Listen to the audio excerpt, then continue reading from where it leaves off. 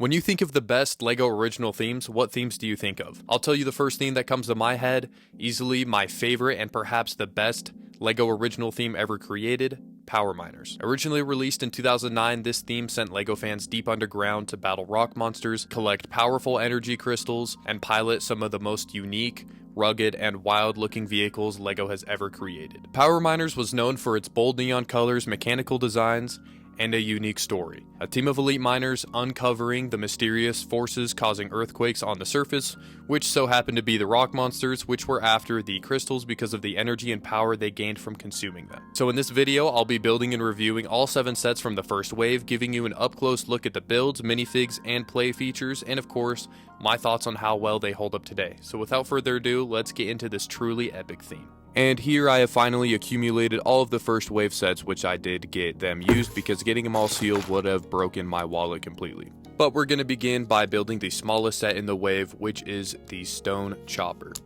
The set number is 8956, includes 31 pieces, 2 minifigures, and had a retail price of $5.99 all the way back in 2009. The Power Miner included in this set, according to Bricklink, its name is Gray Stubblebeard Guy, but I'm pretty sure it's just Duke.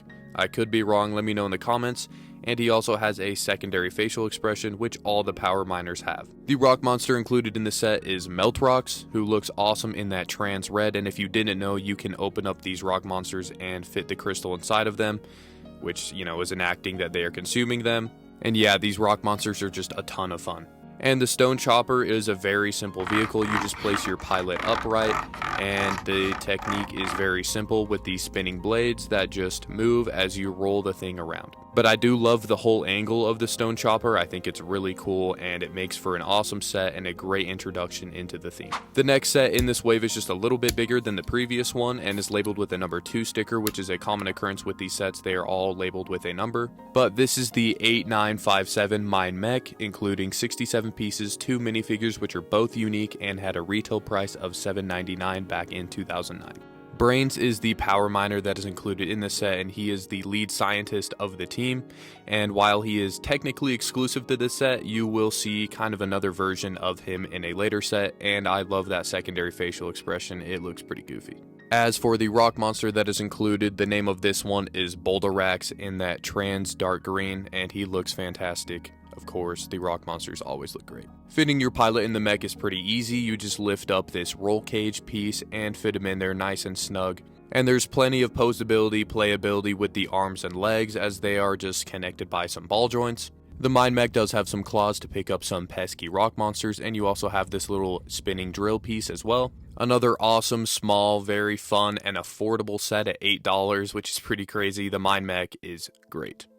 As we continue to get bigger and better with these sets, the play features and functions do as well, and that is no exception with this set, which is the 8958 Granite Grinder that included 94 pieces, 2 minifigures, and had a retail price of $9.99. Our Power Miner that is included in the set is classified as the Orange Scar / Helmet, which I'm pretty sure again is just Duke, and of course he has that scared, frightened facial expression. And Glaciator is the rock monster that is included in the set, sporting that trans blue color. You'll see these special roll cage pieces included in a lot of these sets, which I'm pretty sure these pieces were introduced with the theme. And of course, this set has a lot of stickers as well, and you have this little orange bin that can store crystals and just attaches to the back of the Granite Grinder via a chain. And the main function of this set is a ton of fun with this jackhammer that just moves back and forth very rapidly, basically on its own with the help of a rubber band piece and some axles.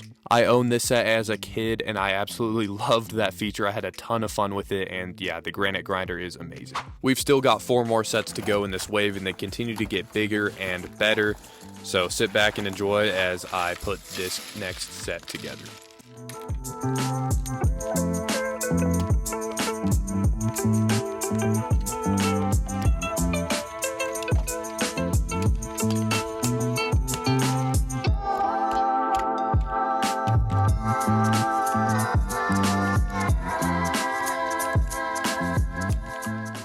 And here it is, fully built, the 8959 Claw Digger that has 197 pieces, 2 minifigures, and had a retail price of $19.99.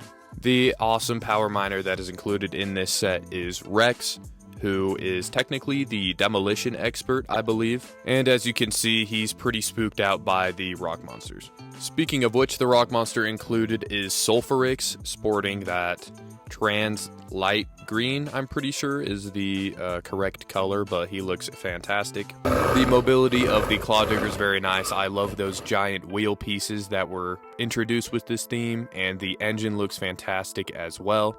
And you'll see these massive wheel pieces quite a bit going forward. Seating your power miner in the driver's seat is pretty simple, just moving forward that rolling cage, and he looks pretty cool in there.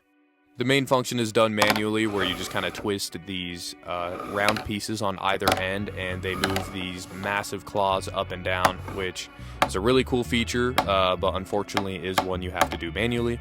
But what is pretty cool is that you can rest the claws at an upright position, and you have this little scoop, which you kind of works. I mean, when it's at this kind of downward position, it's kind of difficult to keep the crystals in there.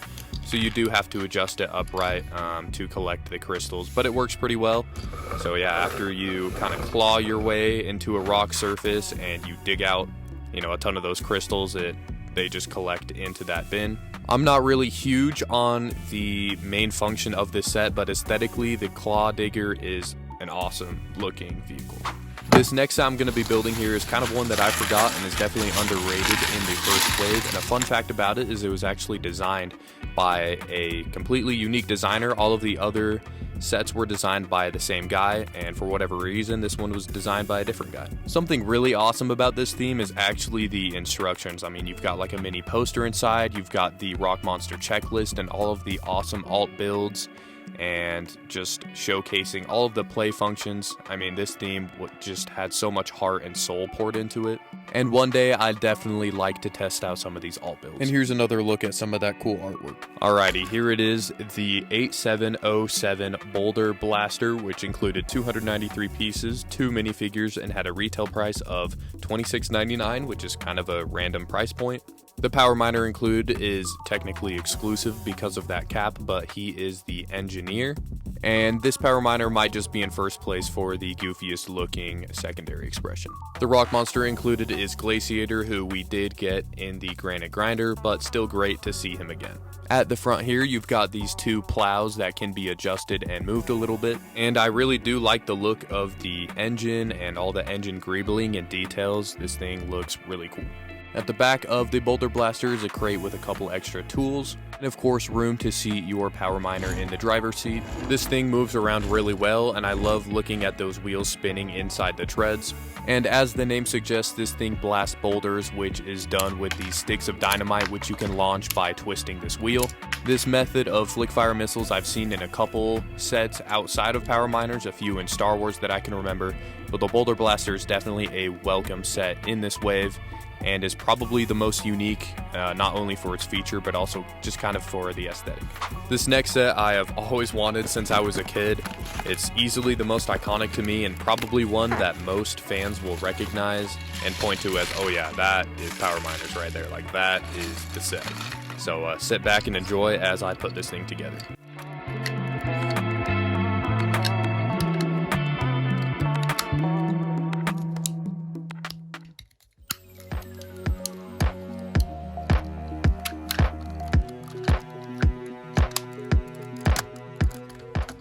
And here it is, the 8960 Thunder Driller, including 235 pieces, 3 minifigures, and had a retail price of $29.99.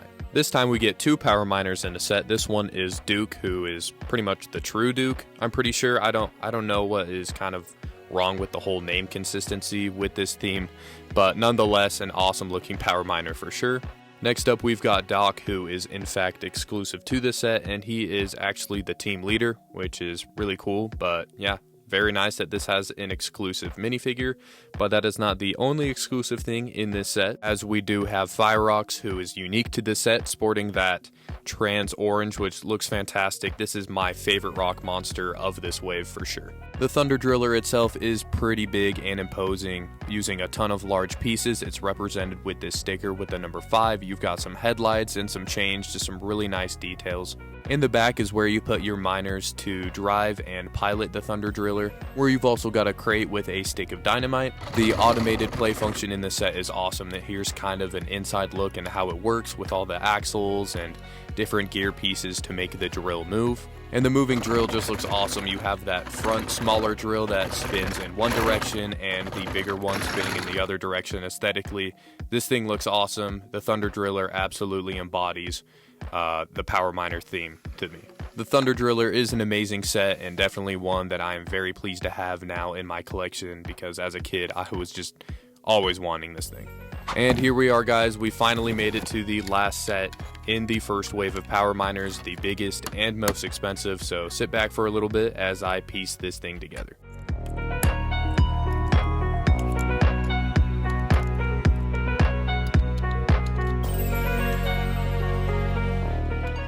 And here it is, the 8961 Crystal Sweeper, including 474 pieces, 4 minifigures, and had a retail price of $69.99.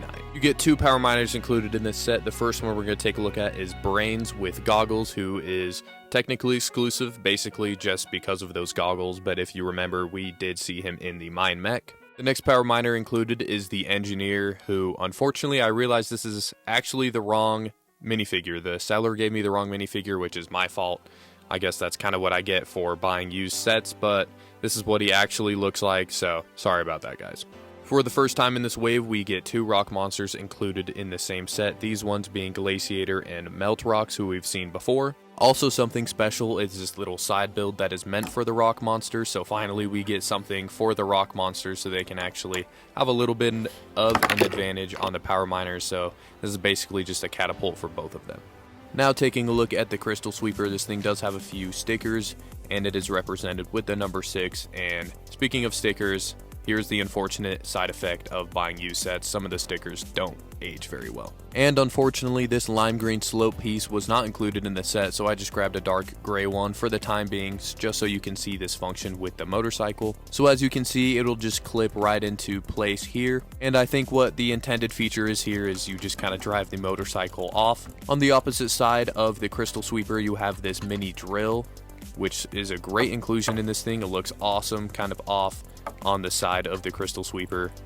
You've got some posability, playability with this thing as well. You've also got a little crate with some mini crystals in it, and the main cabin area can be accessed by lifting this top off, and you can fit a minifigure in there. And the automated function of the Crystal Sweeper is a ton of fun. As the name implies, it sweeps up crystals, but not only that, it can actually also sweep up rock monsters. Although this thing doesn't always have a 100% success rate of sweeping up the crystals and rock monsters, it's still a ton of fun. And you can kind of see how the function works. So they're swept up onto this platform here, and just with their momentum, they're kind of flung back into this orange bin at the back where everything is stored. So just a really neat, fun feature for sure. I could totally see my 10-year-old self just having a ton of fun with this thing for hours on hours, even though the small downside is you won't always sweep everything up the first time. I basically look at the Crystal Sweeper as this large moving platform with different moving parts and features and functions. It also has the most minifigures, as it is also the most expensive, but the Crystal Sweeper, being the flagship set of the first wave, definitely gets the job done. I absolutely love and adore the Crystal Sweeper. Alright guys, so that's going to conclude my review of all 7 first wave Power Miner sets. In my opinion, there is not a single bad set in here.